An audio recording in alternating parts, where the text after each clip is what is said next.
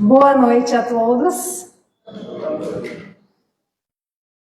Com muita alegria, com muita gratidão, que mais uma vez nós estamos aqui nesta casa de acolhimento, de fraternidade, de amor. E para nós é uma alegria imensa estarmos justamente hoje na última palestra do ano de 2024.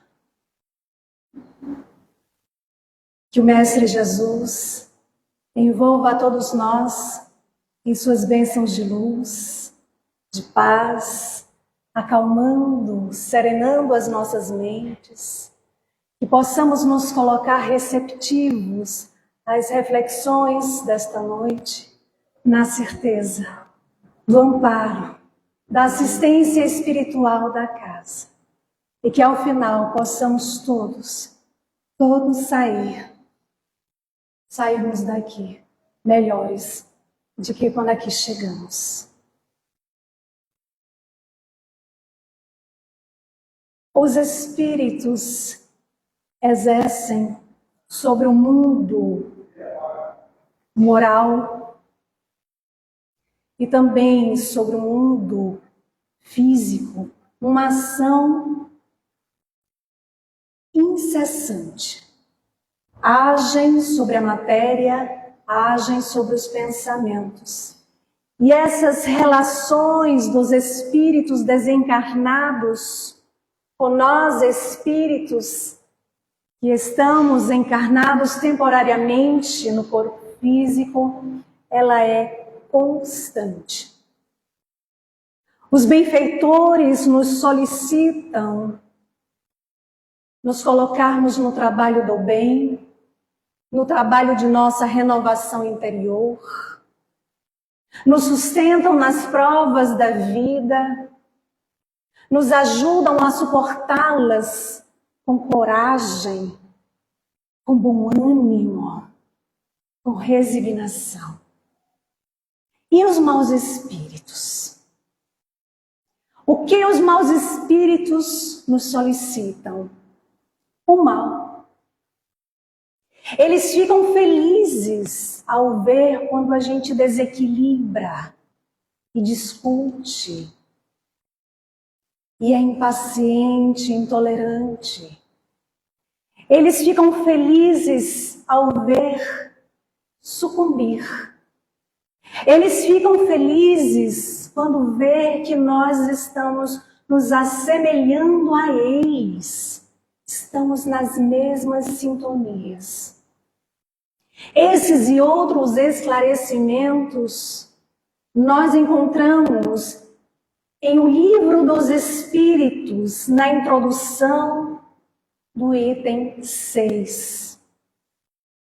Compreendendo que ser espírita é traçar na própria conduta o comportamento do Cristo, assim, a exemplo daqueles que o seguiam, Kardec nos lembra que o aprendiz da lição espírita é alguém em combate permanente para a própria transformação moral, para a evolução espiritual, para a renovação mental, com vistas ao futuro, que a todos nos acena, nos chama, nos convida.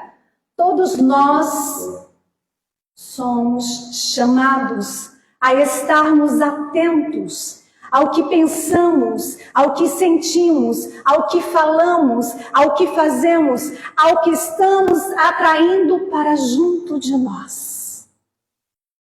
Muitas vezes é interessante, nós nos preocupamos com quem se aproxima de nós fisicamente. Se é alguém que a gente não simpatiza, a gente tenta evitar o contato.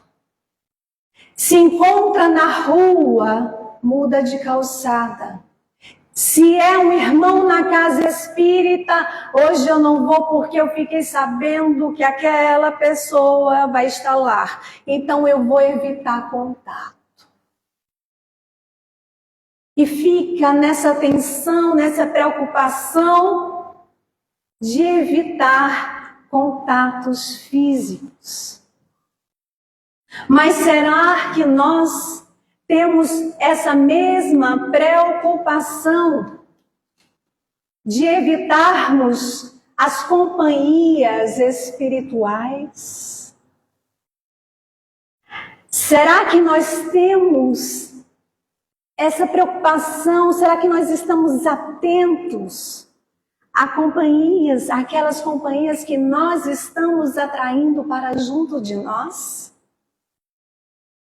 Ou ainda achamos que estando fisicamente sozinhos, igualmente estaremos? Sem a presença dos irmãos, dessas companhias espirituais. O que nos lembra o apóstolo Paulo em suas cartas aos Hebreus, capítulo 12, versículo 1 a 2. Portanto, também nós, diz ele, uma vez que estamos rodeados por uma tão grande nuvem de testemunhas, e ele faz um alerta: livremos-nos de tudo o que nos é proposta. Fitemos os olhos em Jesus, autor e consumador da nossa fé. Paulo nos lembra que nós não estamos sozinhos em momento nenhum. Temos uma nuvem de testemunhas. E ele nos lembra, nos dá uma orientação para a gente estar atento e voltar os nossos olhos, as nossas atenções ao Mestre, para não cairmos nas armadilhas. Quem são essas multidões que Paulo se refere? São os espíritos que habitam, que se encontram no plano espiritual.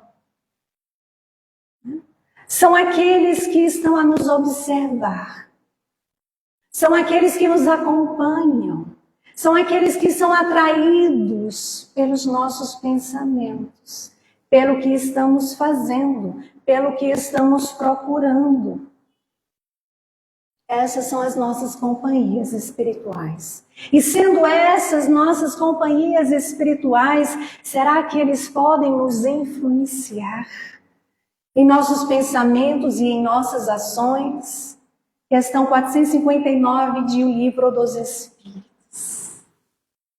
Os benfeitores respondem: a influência é maior do que imaginas. De tão comum, frequentemente são eles que nos dirigem. Então, esses espíritos simpáticos que se aproximam de nós, ele pode ser um amigo, ele pode ser um familiar, pode. Está com saudade, foi visitar. Mas pode também ser um desafeto. Alguém que a gente fez um mal, ainda nessa existência, e voltou à pátria espiritual antes de nós. Pode ser alguém que nos acompanha há décadas, há séculos, né? Esperando pacientemente uma oportunidade para colocar o seu plano em ação.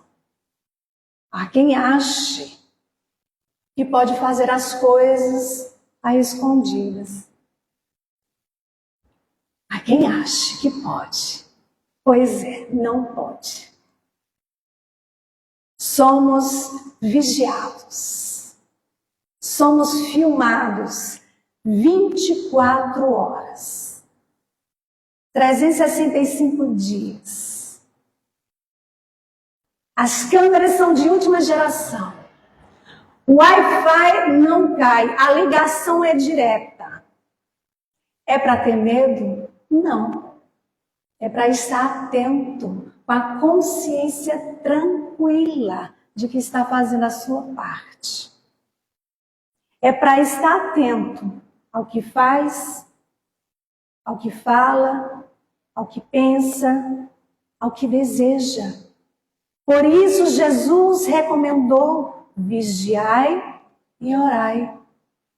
Vigiar as nossas ações.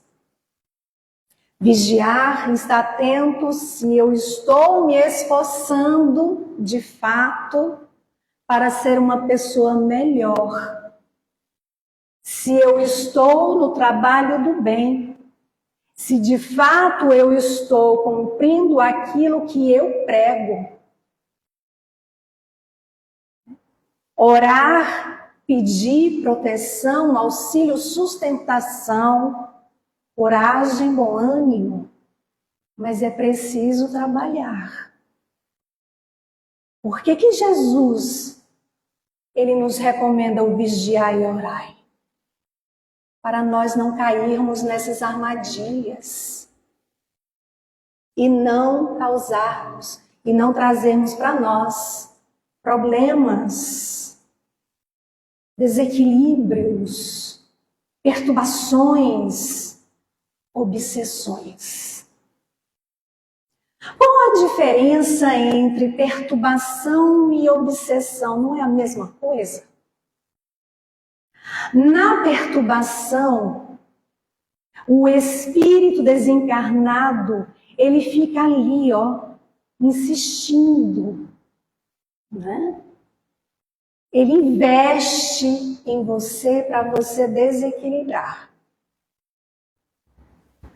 Toda obsessão é perturbação, mas nem toda perturbação é obsessão. O que caracteriza a obsessão? A insistência constante daquele espírito para lhe prejudicar. Porque aqui é bom deixar claro, o obsessor não é aquele que diz assim: hoje eu vou escolher alguém para perturbar, para prejudicar. Não. Geralmente, aquele que vem nos obsidiar, nós temos uma ligação com ele do passado. Nós temos uma história com ele. Nós não sabemos o que fizemos. Nós não lembramos com a bênção de Deus. Nós não lembramos. Mas se a gente for procurar quem errou primeiro, a gente chega lá em Adão e Eva e não descobre quem foi que errou primeiro. Então, o obsessor é sempre aquele que tem uma ligação, uma história com a gente do passado, de coisas graves que nós fizemos. E a gente vai até o Evangelho segundo o Espiritismo. Ali no capítulo 28, coletânea de preces espíritas. E esse capítulo é muito importante. Geralmente é pouco lido e menos ainda estudado. Mas ali reúne os ensinos do Evangelho. E no item 81, cada prece ele vem acompanhado de um prefácio, que é um texto introdutório. Tá? No item 81, Kardec vai nos dizer o seguinte, que a obsessão é uma ação persistente que um espírito mau exerce sobre o indivíduo. E ele vai nos lembrar também que a obsessão é sempre o resultado de uma imperfeição moral que dá acesso a um espírito mau. Então, se eu não faço a minha parte, se eu não me coloco no trabalho do bem, se eu fico cultivando pensamentos ruins, negativos, de inveja, de ciúme, de maledicência, se eu fico desejando mal ao outro, se eu fico alimentando sentimentos doentios, ressentimentos, mágoa dentro de mim, o que eu vou atrair para junto de mim? Espíritos na mesma sintonia. na mesma vibração. E se for alguém, um inimigo, um desafeto do passado, pronto. Ele achou ali a oportunidade de colocar o plano em ação. Então, a obsessão, o espírito perturbador, ele vai ficar ali o tempo todo, tentando te perturbar. Já a perturbação ou o assédio é quando o espírito perturbador e por vezes brincalhão, ele fica ali criando uma armadilha para desequilibrar. Quando é que isso acontece? Todas as vezes que alguém ou alguma coisa, de alguma maneira, incomoda as nossas faculdades psíquicas, interferindo em nossos pensamentos. Vamos a alguns exemplos. Eu não resolvi o problema da minha unha encravada. E eu saí de casa. E aí, tô lá no centro, alguém vai, né? Pisa no meu dedo do pé. Especificamente na unha que está encravada. Vamos ser sinceros, se a gente não fala, o que é que a gente pensa? Tá cego? Não viu meu dedo? Não viu meu pé? Pisou logo na minha unha encravada? Agora, observe esse pensamento. É como se a gente estivesse afirmando que a pessoa que pisou em nosso pé, ele programou. Quando a gente diz, tá cego, você não viu meu pé? Pisou no meu pé, na minha unha encravada. A gente age como se aquela pessoa dissesse assim, hoje eu vou sair de casa e eu vou pisar na unha encravada de Neia. E ela vai ver. Infantil. Desequilibrou. Acordei bem, fiz as minhas orações, tudo legal, mas não me mantive em vigilância. E aí, alguém vem me contar alguma coisa e aquilo me deixa com o coração acelerado. E quando a pessoa dá as costas, mas como é que pode isso acontecer? Como é que eu resolvo isso? E agora? Estragou o meu dia. Desequilibrou. Pega algo no celular, liga a TV, vê uma notícia. Como pode? Isso é um absurdo. Desequilibrou. Sabe o que aconteceu? Caiu na armadilha que foi montada para que a gente caísse. Pequenas coisas no nosso dia a dia que a gente não dá muita atenção. Mas ali a gente se depara com uma oportunidade para estarmos atentos. Opa, atenção, isso não vai me desequilibrar. Não é? Então, como é que eu faço para não cair nessas armadilhas? Jesus nos ensinou e nos ensina falando aos nossos corações. Vigiai e orai. E o Espiritismo nos oferece todos os recursos para buscarmos o autoconhecimento e nos colocarmos no trabalho da transformação moral. No livro Nos Bastidores da Obsessão, que fala sobre as problemáticas dos processos obsessivos da família Soares. Não é Soares. Ali no capítulo 10, Manuel Filomeno de Miranda, ele apresenta uma programação redentora, que fala sobre um personagem chamado Teofratos. Teofratos, quando encarnado, ele residia na França, ali no século XV. Era um mago. E ele vivia ali às voltas aos processos da Inquisição. Em dado momento, ele foi julgado e levado à fogueira. E ele, que era um grande conhecedor de algumas leis espirituais, ele começa a absorver, a consumir o ódio pelo seu algoz. Então, ele se torna rapidamente comandante das trevas, responsável pelos processos obsessivos. E o que aqui tem a ver com o caso da família Soares? Tudo porque é ele que organizava os processos obsessivos daquela família. Para que aquela família fosse ajudada, era necessário ajudar o comandante das trevas. E aí é organizada uma reunião.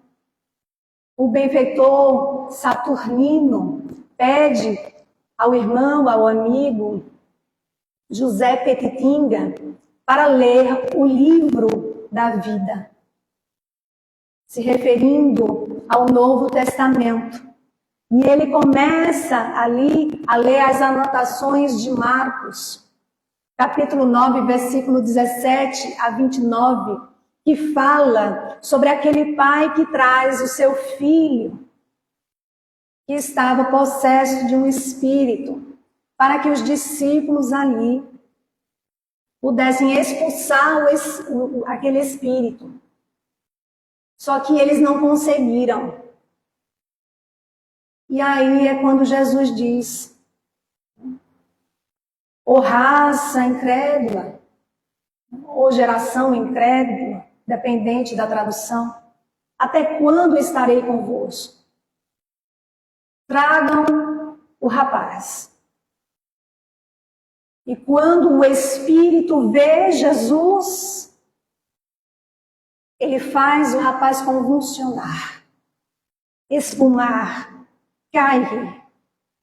E Jesus pergunta: desde quando ele se encontra nessa situação? E o pai diz: desde a infância. Horas é lançado ao fogo, horas é lançado à água para o destruir. Mas se podes alguma coisa,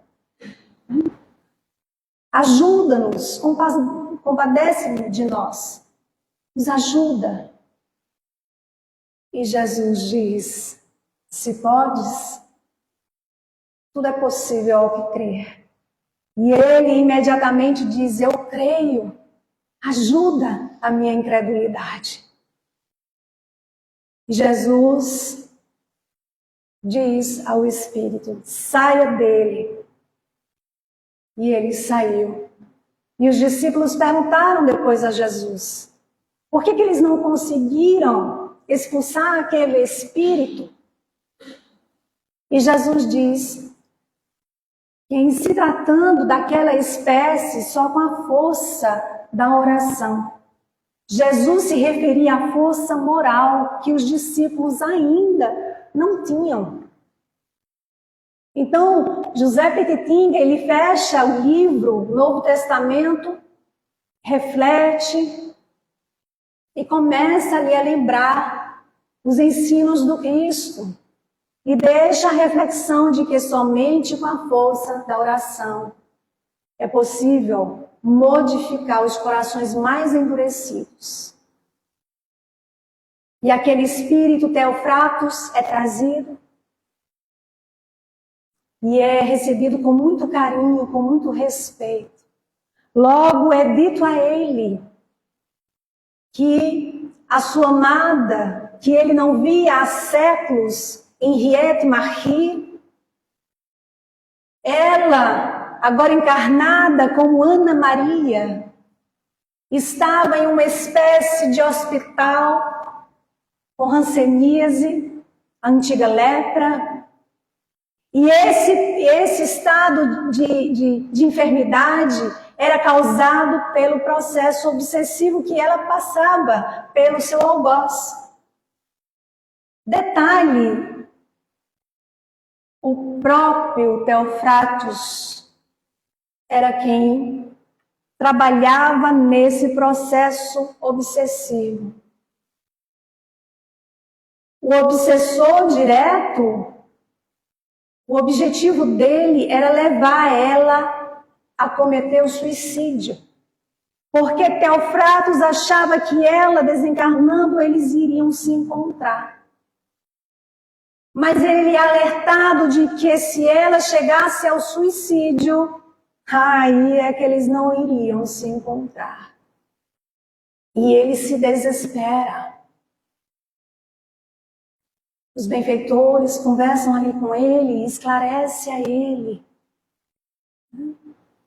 Com muito carinho, com muita paciência. E é quando ele reconhece, ao dizer assim, tenho sido a expressão da força e da violência. E aprendi a não confiar.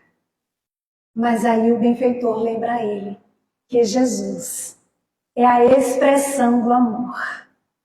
E a sua não violência oferece a confiança que agiganta aqueles que o seguem em extensão de devotamento. E ele diz assim, eu temo porque creio. E crendo, sofro. Mesmo odiando, eu nunca consegui banir ele da minha mente. E o benfeitor lembra e nem poderia fazê-lo. O ódio é o amor que enlouqueceu. Depois, Ana Maria em desdobramento, que é quando, no momento em que o corpo está em repouso físico, e o perispírito de Ana Maria é levado ao encontro de Teofratos. Há uma conversa muito emocionante. Ele pede perdão a ela. Ela pede que ele ajude ela. E ela é esclarecida. E é dito a ela que ela será curada. E irá se casar. Sim, ela irá se casar. Porque havia um plano. O plano era justamente ela receber Teofratos como seu filho. Ele iria reencarnar. E quando ela fica sabendo disso, ela fica muito feliz. Mas ela precisava também receber aquele obsessor que havia também feito outras coisas a ela. E ela disse, de jeito nenhum. Jamais eu vou recebê-lo, o Jean, como meu filho. Como é que eu posso receber ele como meu filho se eu o odeio com todas as minhas forças? E aí é esclarecido a ela. E para que aquele ódio se afastasse, só com o poder do sacrifício, do amor. Mas depois ela acaba aceitando.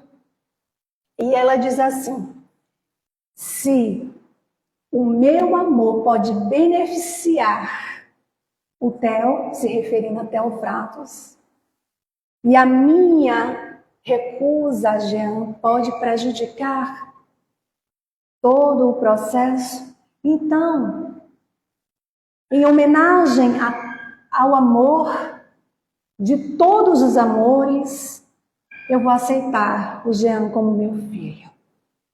E que Deus tenha piedade de nós. Meus irmãos, quantos que a gente não sabe que recebem no seu lar aquele bebê lindo, fofo, olhando para você. E ali muitas vezes você está recebendo aquele que um dia foi o seu obsessor. Aquele algoz. Os Espíritos nos lembram que nos reunimos com aqueles que prejudicamos e que fomos prejudicados. Inimigos do passado, no presente como oportunidade para nos reconciliarmos uns com os outros. Por isso Jesus deixa tão claro: reconcilia-te com o teu adversário enquanto estás a caminho com ele. Não é? E aí a gente vai até o livro dos médiuns, ali no capítulo 23 da obsessão, onde vamos encontrar as principais variações das obsessões. A obsessão simples, que causa aquele mal-estar, a fascinação, que é quando a pessoa não aceita que está com algum problema. Eu estou bem, não tem nada de errado comigo. Ela não aceita. A subjugação, que é uma paralisia da vontade daquela pessoa que está sendo obsidiada. No item 241, Kardec coloca o seguinte: em outrora falávamos da possessão, mas podemos dizer que a possessão é sinônimo de subjugação. Por que Kardec falava que outrora?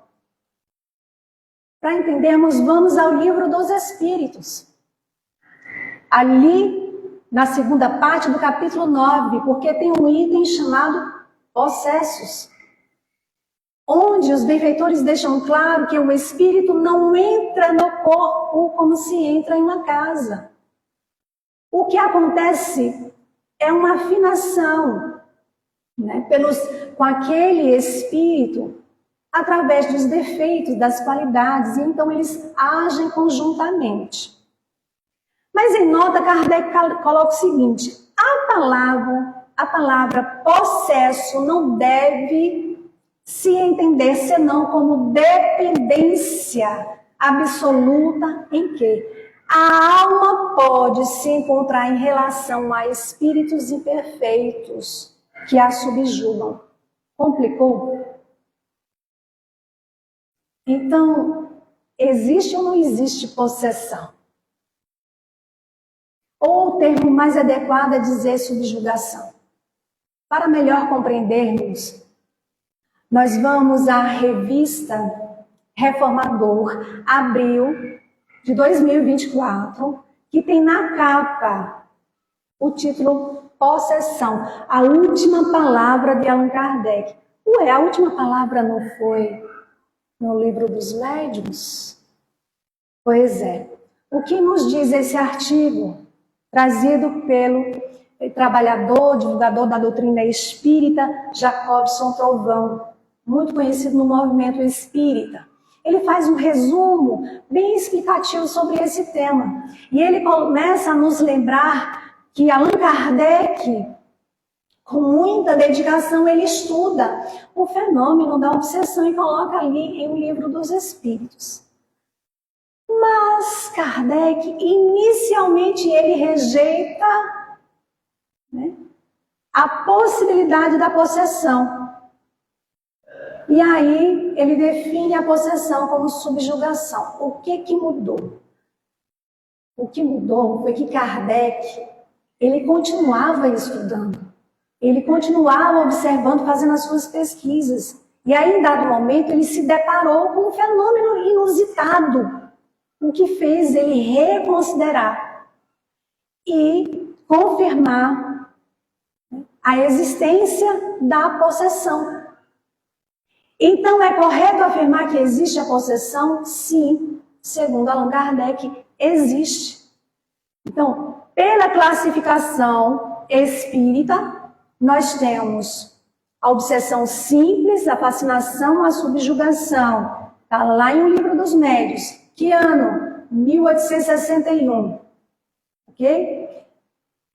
No livro A Gênese, 1868, ali no capítulo 14, intitulado Fluidos, do item 47, o que nos vai dizer Kardec?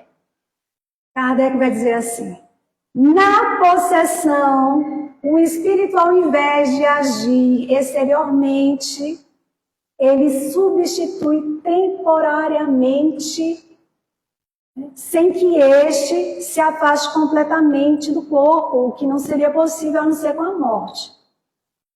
Então, Kardec está nos deixando claro, né? O que acontece? O obsessor, ele se aproxima, o espírito daquele que está sendo obsidiado, ele se afasta temporariamente, né? Só há o afastamento total quando há o rompimento do laço que une o corpo espiritual do corpo físico. Então, ele atua ali. Mais tarde, André Luiz, pela mediunidade de Chico Xavier, que estava ali profundamente integrado ao codificador, ele estuda ali o processo de obsessão e possessão e confirma. E nós podemos encontrar nos livros da série André Luiz, Coleção A Vida no Mundo Espiritual. Inclusive no livro Nos Domínios da Mediunidade, nós vamos encontrar ali no capítulo 9, qual é o título? Possessão. Então, na possessão, o paciente médio, ele fica em estado sonambúlico. Há uma emancipação, né, um desdobramento que permite que aquela entidade perturbadora ele atue sobre o corpo daquele que está sendo obsidiado com maior facilidade. Mas é bom lembrar aqui, como diz os espíritos, o espírito desencarnado ele não entra no corpo. A ligação é toda mental, né? Toda mental. Então, essa ligação mental ela pode provocar enfermidade, né? Típica de epilepsia. O espírito perturbador, ele domina a mente e o corpo do encarnado, dando a impressão de coabitação, de que está dentro do corpo, mas não está. A ligação é mental. Então, começa a prejudicar a saúde daquele indivíduo, inclusive pode levar ele à morte. Na Revista Espírita, dezembro de 1863, Allan Kardec aí vai registrar 2 casos. Um deles é que várias pessoas estavam reunidas em uma residência e uma senhora que era médium, sonambúlica, ela de repente começa a assumir atitudes masculinas. E ela se aproxima de um assistente e diz: "Oh, meu amigo, quanto tempo eu não lhe vejo?" E as pessoas não entenderam nada. E aí ele diz: "Ah, é verdade, eu estou aqui coberto de lamas, mas eu sou Charles Z." E isso foi se repetindo vários dias e ela foi assumindo cada vez mais as atitudes masculinas, o jeito de sentar, de cruzar as pernas, de passar a mão no cabelo. Imaginava que tinha um bigode, começava a ajeitar ali o bigode. Se não fosse ali as roupas que ela vestia, podia-se confirmar que se tratava realmente do espírito Xalizé, porque a voz dela estava completamente modificada. Então, o outro caso é da senhorita Júlia, que passava por várias crises, rolava pelo chão, se contorcia, e ali tinha todos os sintomas de estrangulamento, e aquelas crises se davam várias vezes ao dia, deixava ela exausta, ela passava 8 dias sem comer.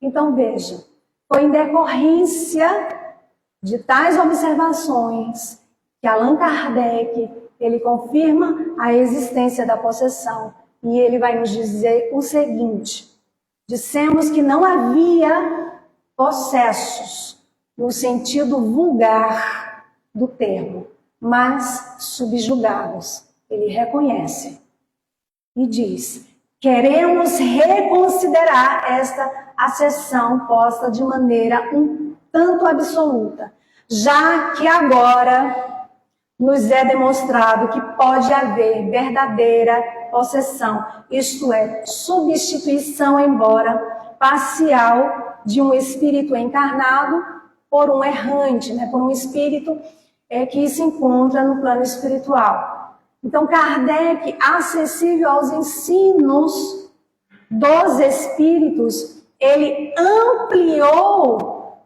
o entendimento sobre a obsessão, levando a admitir a existência da possessão. E ele coloca no livro A Gênese, né, um material bem explicativo, com mais informações acerca desse tema.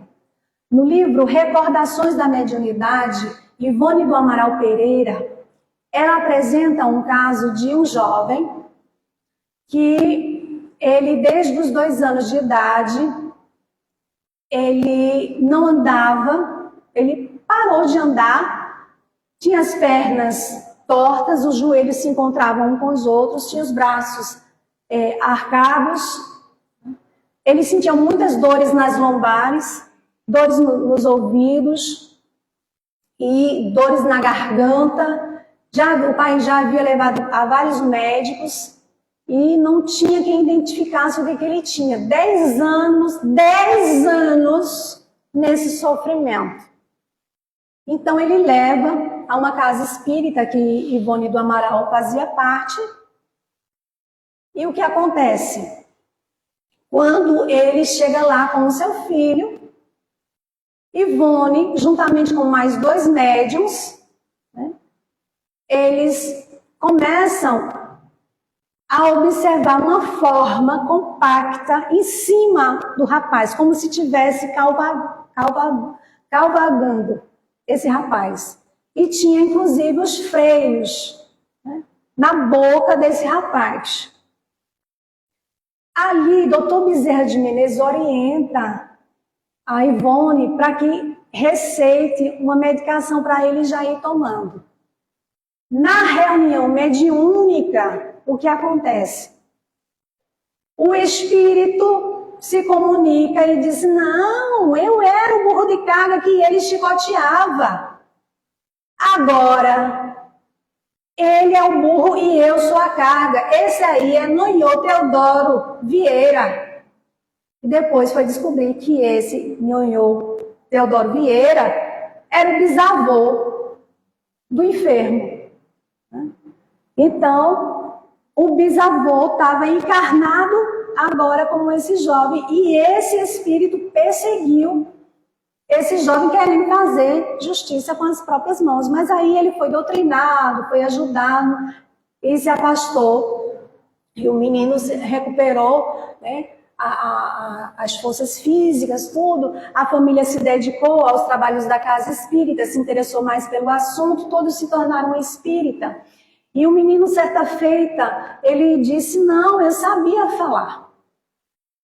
O problema é que aquela coisa prendia a minha língua, apertava, e eu engasgava e não conseguia falar. E aí Ivone, ela esclarece que aquelas coisas justamente eram os freios, né, que estavam presos na boca dele, os fluidos, né, forjados por forças maléficas. Ivone também conta a história de um padre que estava na missa, né, de repente ele vai tirando tudo de cima dele, tira a roupa e sai da igreja nu. E ele perde totalmente a linha lucidez. Na reunião mediúnica, é pedido uma prece para esse padre. E aí se comunica o espírito obsessor. Ivone e mais 2 médios videntes coloca os braços em cima da mesa. Eles vê quando ele coloca, né, os braços em cima da mesa e percebe que ele está sem as mãos. E ele diz ali que o fazendeiro, onde ele trabalhava, tinha muita fortuna, muito ouro, e certa feita sumiu o ouro. E como ele era mais próximo da casa, o fazendeiro achou que ele era que tinha roubado esse ouro e mandou cortar as mãos desse escravo. E ele sangrou até a morte. Então ele começou a perseguir esse fazendeiro, e agora como padre, né, ele perseguia. O padre, ele enlouqueceu pelo processo da obsessão e nunca mais retornou à realidade. Então, finalizando, possessão existe? Existe. Possessão é subjugação? Não. Na subjugação, a pessoa não quer ajuda. Ela está consciente, mas ela não quer ajuda. Não, me deixa em paz, saiam daqui. Eu não quero ajuda, não adianta, não vai dar certo, Deus quis assim, e por aí vai, subjugação. Possessão, vira a chave. A pessoa fica completamente submissa ao poder da entidade perturbadora. Possessão é um termo utilizado no movimento espírita? Não, não é um termo utilizado no movimento espírita, mas existe.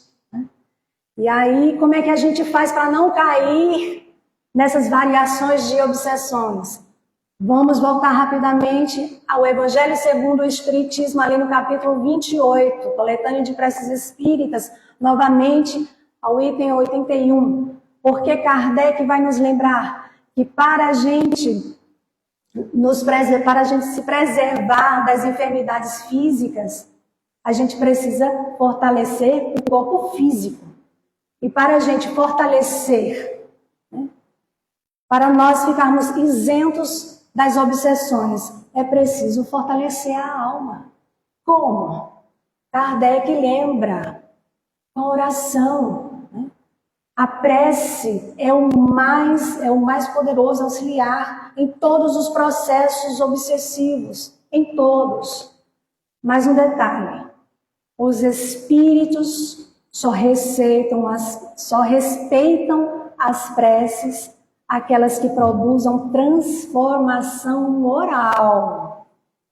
E por isso, nós somos convidados a nos colocarmos no trabalho do bem, no trabalho de nossa renovação moral, na leitura edificante, nas orações constantes, nas reflexões, nas meditações, no trabalho do bem, porque é assim que adquirimos autoridade perante esses espíritos perturbadores. No livro Seara dos Médiuns, no capítulo 72, na mensagem intitulada Obsessão e Cura, Emmanuel vai nos lembrar que assim como a receita formulada pelo médico para nos ajudar, a lição do Evangelho que nos esclarece, que nos consola, que nos encoraja, se ela não for vivida, não for usada, não adianta. Assim são esses recursos que o Espiritismo nos oferece.